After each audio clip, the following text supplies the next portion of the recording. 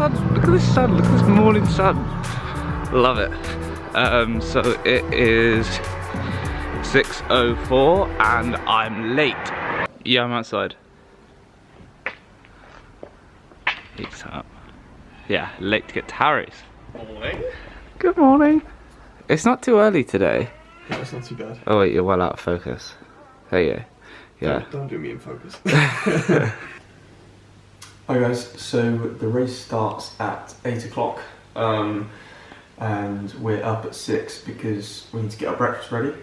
I've worked out that I need to have breakfast between 2 1/4 to 2.5 hours before the race. That's like my perfect time, but obviously everyone's different. I've tried doing like 3 hours, but then sometimes on the runs I get a bit stomach cramped, so I've reduced the time a little bit. It seems to work, which is great.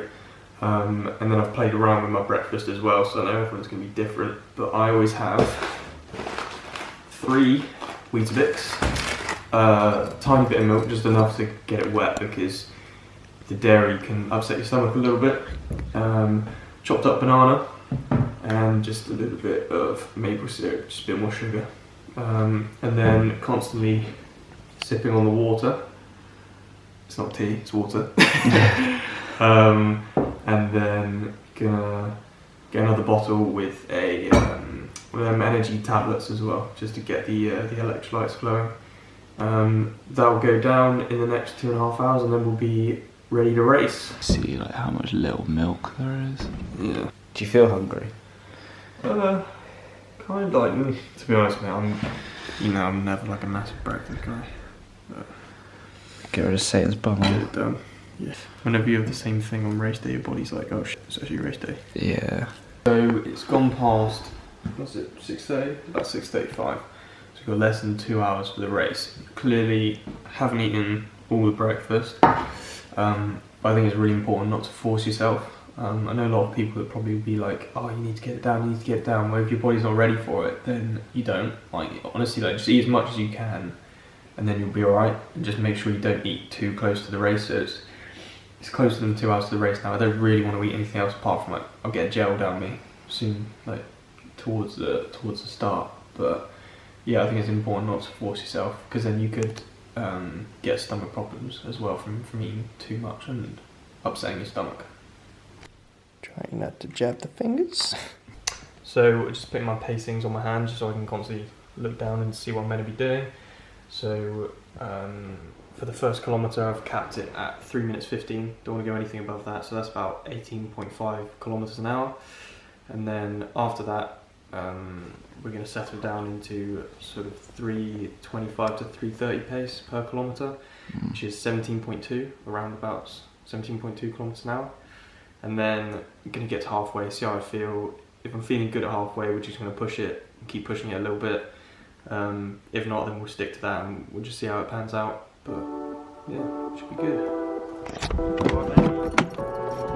How's it going? See you in a bit. With the nerves of race day being lower than usual, it will be a great opportunity for Harry to get a feel of racing against other athletes, as well as getting a good time under his belt. With Staffordshire 70.3 only a week or so away, every training session matters. Turning your attention back to the matter at hand, Harry will now run 21 kilometres in hope of a podium finish. With the race start only a couple minutes away, it was time to get into position to watch Harry and the other athletes set off. Ladies and gentlemen, it's Britain's Ocean City Half Marathon 2018. Are you ready? Let's have a big countdown then of team efforts. 10, 9, 2, 1, and then...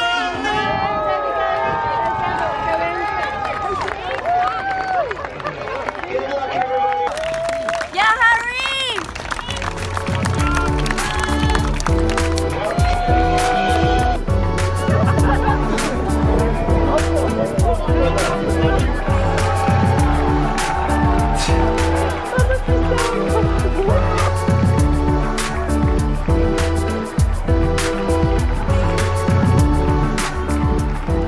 With little hope of following Harry, Lydia, Ross and I decided to grab a cup of coffee for all of our hard work. After a nice relaxing sit down, it was time to go back to work and watch the first athletes come back in. With Harry estimated to finish at 1:12 to 1:13, I knew it wouldn't be long before he crossed the line. Waiting with much anticipation, the announcer welcomed the first athlete back in. First athletes reach the finish line.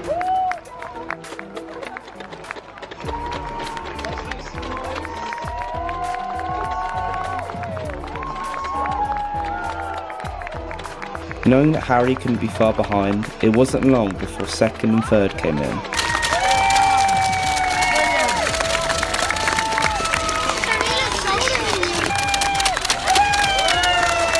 Only to then see Harry in the distance.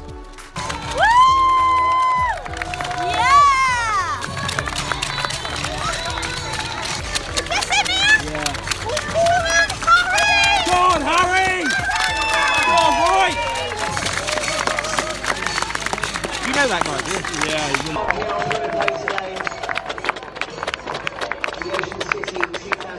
Just a quick reminder please, as people finish the race and leave today, or finish the marathon leave today. How did you do? How did you feel?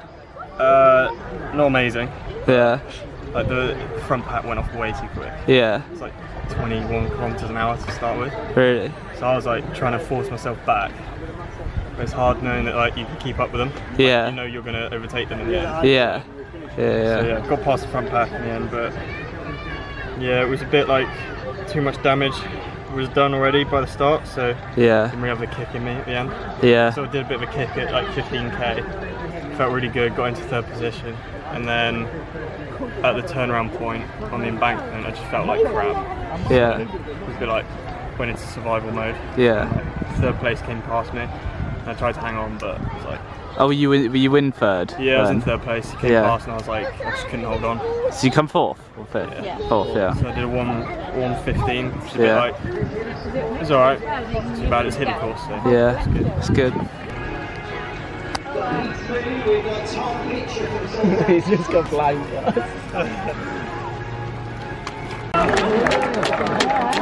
Come on, Ash! Let's go, Ash!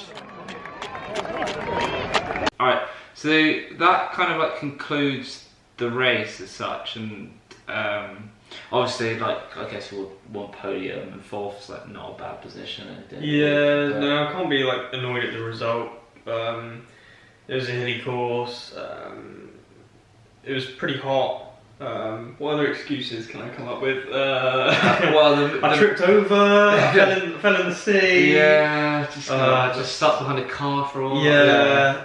But yeah, no, at the end of the day, raced as hard as I could, and that's as much as you can ask yourself. So, not disappointed at all. Still, I'm happy with the time. It was about 1:15 for half marathon time, so kind of like happy with that. That's the sort of time you would like to do on the bike. Yeah, off the bike. That's sort of the time I want to do. So, to hit that time on a hilly course, I'm pretty happy with. Yeah, and there was like one big taking from it, and that was the fact that your stomach hurt. Yeah. So the nutrition we're looking at the moment. So I normally use High Five, and I have their High Five caffeine gels, which I know probably a lot of you will use. And I find that they really kind of like they upset my stomach a little bit.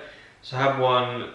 Was it 20 minutes before the race? yeah, so if you take it 20 minutes, then it has enough time for your body to accept the carbohydrate and then like close it back up.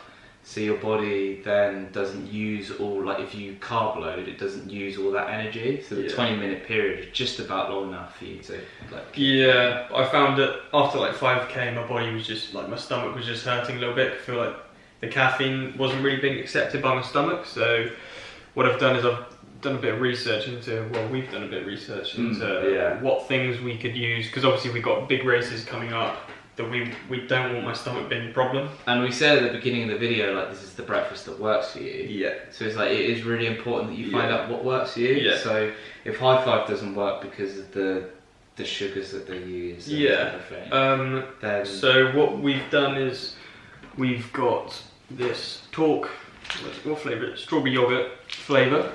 I've heard really good reviews about Talk gels, so we're going to test those a little bit before Staffordshire. Also got the Cliff Blocks Energy Chews. Yeah, and these are edibles. It's like a little, what is it, like a wine gum sort of thing. Yeah, I think that's like the best way to describe it. And I mean, if people find gels a little bit like grim to get down, it's quite a nice idea. I've never tried them before, but I've heard good things about them. And then these have the They actually have the Ironman logo. It's not going to focus. Yeah. I can't bother. And then we've also ordered some Stealth gels. I don't know if you guys would have heard about them or not, but they use actual like real fruit puree, so it's more natural and hopefully gets accepted by your stomach a little bit better than these artificial brands. So like the main thing is the fact that it is artificial.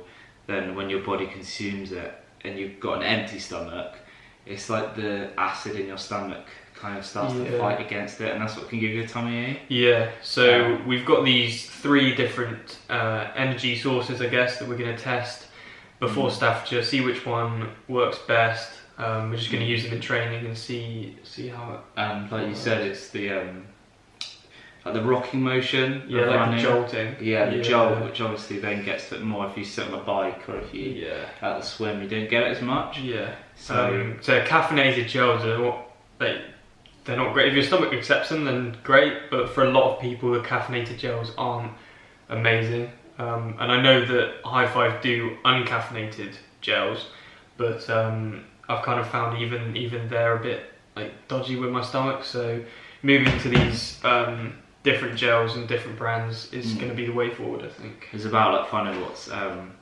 works for you. Yeah, exactly. Everyone's different, so it's about finding the brand that works. And you know, I've tried Cis and I've tried High Five now, and they're both like not perfect. So trying these other 3, and we're going to see what happens. Yeah. Alright, so thank you for watching. We hope you enjoyed the video, and if you did enjoy it, then press that like button, subscribe if you're new, and comment as well. We always love to hear what you guys say. Yeah. And we'll see you in the next one. Yeah. See you in the next one. I'm not going to say peace out.